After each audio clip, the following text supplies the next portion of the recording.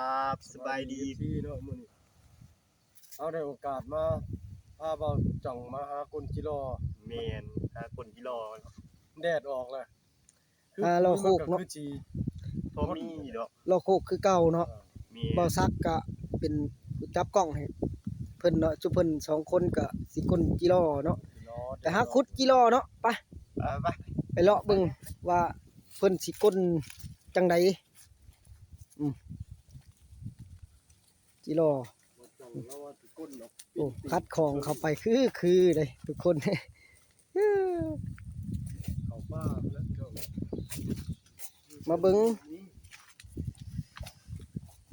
เข้านี้เลยนี่นะเข้านี้เลยนี่ ต้องไปเข้าป่า เพราะว่าจิรอมันสิอยู่ต่ำนี่นะคุย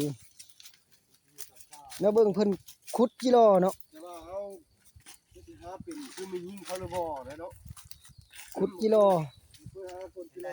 เห็นแล้วไปเบิ่งเพิ่นขุดจิรอเนาะ แต่ว่ามันสิได้บ่เนี่ย เพราะว่าเพิ่นขุดนั้นเบื้องเดียวได้ทุกคน บ่แล้วเลย ขุดเบื้องเดียวสองเบื้องบ่ได้เนาะเพราะว่าแขนเราจ่อง เพราะว่าแขนเพิ่นก็บ่อันนั้นเด้ข้างเบื้องนี้เพิ่นเลยขุดเบื้องเดียวเนาะ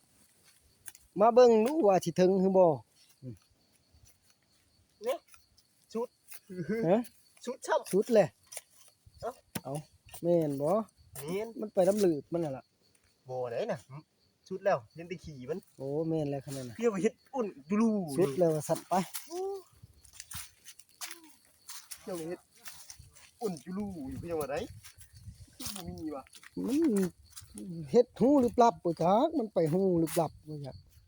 จักแล้วหักมันค่าหักไม้นี่ แต่เก่าแล้วมันอยู่ซ้ายนี่กิโลน่ะ บอกพี่น้องแน่ว่านี่ ซ้ายนี่ จิรอแล้วมีประเทศบ้าง มีหาคนจิรอก่อน ตอนนี้เพิ่นพาหาเลาะก่อนเพิ่นสิมีคอนเทนต์ลงนำอยู่เพิ่นว่าแม่นบ่ แม่นแล้วติดตามถ้ารับชมเด้อพี่น้อง ถ้ารับชมเพิ่นว่าเพิ่นสิมีสร้างคอนเทนต์กัน ตอนนี้เฮาหาขุดจิโลเนาะแกคุยก็อยากอึดจักหน่อยเนาะจิโลเท่านี้มันก็อยากอึดแน่เลยเพราะว่าเขาก้นดูเนาะอยู่วังลุ่มน่ะบ่มีบ่อยู่วังลุ่มจังอยู่วังลุ่มแท้นั่นแหละบ่เห็นบ่ย่างขึ้นมาคุยจิโลอึดเนาะทุกคนแท้นี่แต่เก่าจิโลมันบ่อึดปานนี้ดอกแต่เก่า ว่ามันบ่อ้นเขาบ่เห็นบ่บ่เห็นเนาะบ่คือมันยิงเขาได้โอ้ทำมีงูก็เห็นแล้วล่ะ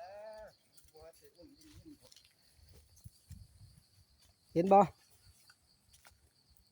เห็นบ่ บ่แม่นครับ เอ้า แม่น แม่นบ่มาเบิ่งทุกคนเพิ่นขุดจิโลเนาะ เฮ้ยเห็น มีความสามารถขุดจิโลได้เพราะว่าเพิ่นก็แขนเบื้องเดียวเนาะ จังมันสิมีหรือบ่มีเนี่ยเห็นอยู่ เห็นบ่ เห็นแล้วถึงแล้ว ไผถึงบ่ นี่เนาะพี่น้องตัวแม่พ่อ ได้แล้วนี่ ตัวแรก โอ้ตัวแม่คักเนาะแม่ไข่เด้จิโลจังน้อยมันไข่ได้ดีไดจังน้อยฮอดยามมันไข่เพราะว่ายามเฮาใกล้สิเกี่ยวข้าวแล้วมันก็ไข่เนาะจิโลเนาะทุกคนภาษาบ้านเฮาเอิ้นจิโลเนาะแต่เป็นภาษาบ้านจุมเจ้าสิเอิ้นแมงหยังอันแมงหยังวะ โอ้บ่ แมงจิโพมเนาะ ภาษา บ่เทิงกับจีนาย ไทย บ่เทิงเขาจีนาย อืมโอ้มาเบิ่งอีกทุกคนนี่เพิ่นเห็นคุยจิโลเพิ่นก้นได้อีกแล้ว โอ้ยเพิ่นสิได้ตัวหนึง อ๋อ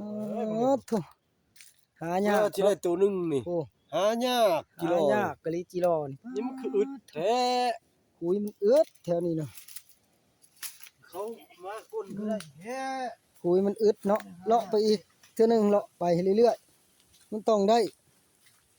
เพื่อเฮาเข้าไปฮอดดอนตัวนั้นอีกมันต้องได้อีกกิโลเพราะว่ามันมีหลายบอนไปเนาะมันก็ต้องได้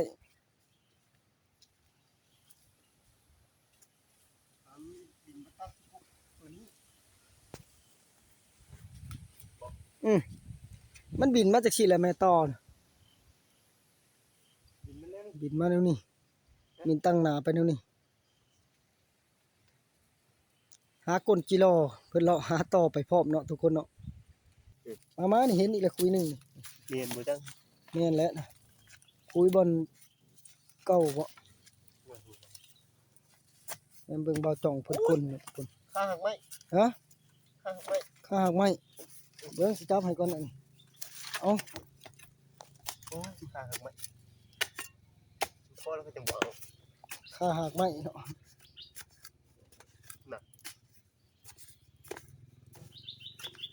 ใส่ผูกข้างในก็มีโอ้ย เลิกยอมเลยโอ้ยเบาจ่องยอมเนาะทุกคน ไม่มีค่า ข้าหักไม้เลยเพิ่นยอมว่าซั่นนี่บ่แม่นบ่นี่ก็ได้นี่คุยกิโลบ่จักอันนี้นี่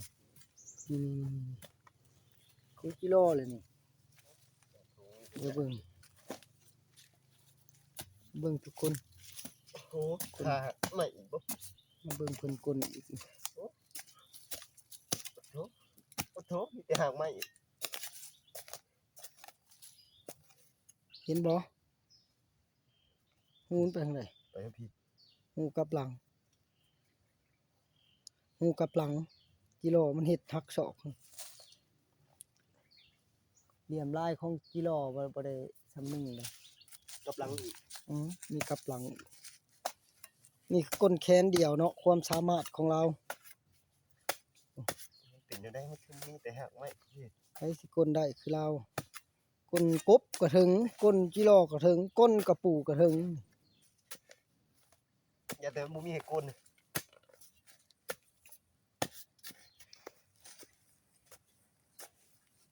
ถึงล่ะถึงบ่ ตัวเมียอีกเลยวะ ตัวแม่อีกแล้วอู้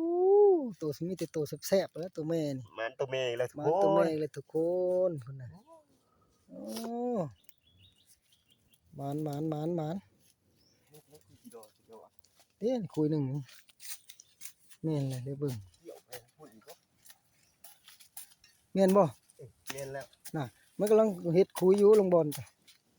มาเบิ่งเพิ่นกล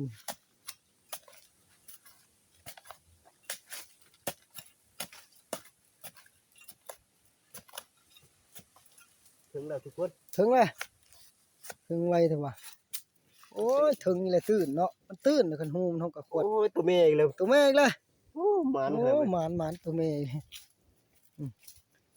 หมานอีกแล้วเนาะแม่นบ่คุยนี่กะ เมีย แน่มันจะมีคุยมันซ้ำนี่แหล้วคันว่าคันแม่นมีซ้ำนี่มันก็ได้หลายเลยเนาะ โอ้ย มาเบิ่งน้ำกันทุกคนเอาคนเสียงกันไผสิถึงก่อนกัน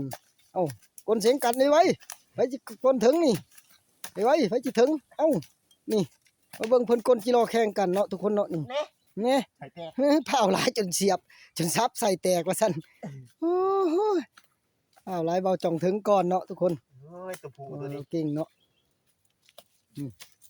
ตัวผู้บ่ตัวนี้น่ะ ตัวผู้ตัวผู้ โอ้อยู่น้ำห่มนี่ เมียนบ่ตัวนี้โมเมนต์แล้ว อยู่น้ำห่มมันอยู่ห่มไม้นะทุกคนเพราะว่ากิโลมันอยู่โคกมันก็ต้องอยู่ห่มไม้กับป้าไปใส่เอ๊ะนั่นบัดเห็นคือเห็นดูเท่าบัดนี่ จำข้าหักไหม นี่ใส่อันนี้ยังบ่ถึงอยู่เบาจองจะสิได้สองคุยเลย เลิกเนาะ เบาจองน่ะได้สองคุยเลย เอ้ยตายพุ่น ขนาดว่าสองแขนได้นี่ยังบ่ไหวแขนเดียวเนาะทุกคนนี่มาเบิ่งนี่ บ่ได้ว่าจ่องเนาะ บ่ไหวเบาจองครับ ตายบ่ มาฆ่าหักไม้อีกครั้งหนึงว่าซั่น ไม่จ้างหักไปเอ้ย มาเบิ่งเบา ไม่ นี่ เก่าแล้ว เบาจองเพิ่นก็สิฆ่าหักไม้คือกันว่าซั่นแข่งกันเนาะทุกคนเอ้าคนกิโลเสียงกันว่าไผสิได้หลายกว่ากันเพิ่นว่าเอ้า ไอ้วิทย์แล้ว เอามาเบิ่งทุกคนมาเบิ่งทั้งนี้ยังบ่ถึงอีกอยู่นี่กำลังถึงบ่จัก โอ้ยโอ้โห บ่จ้องถึงก้อนอีกเลยได้ตัวผู้อีกแล้วว่าซั่นเพิ่นว่า คันนั้นมันก็ใช่เหรอวะ ทั้งนี้กำลังถึง โอ้ย พูด มันก็ถึง บ่จ้องได้สองทั้งนี้ ดอกกำลังว่านุ่งเชือตัวแม่ บ่จ้องได้สอง ทั้งนี้เฮาก็ได้ตัวเดียว บ่ไหวบ่จ่องแล้ว บ่จ้องเพิ่นกลไวเนาะทุกคนเนาะเพราะว่าแขนเดียวอยู่เราก็กลไวเก่ง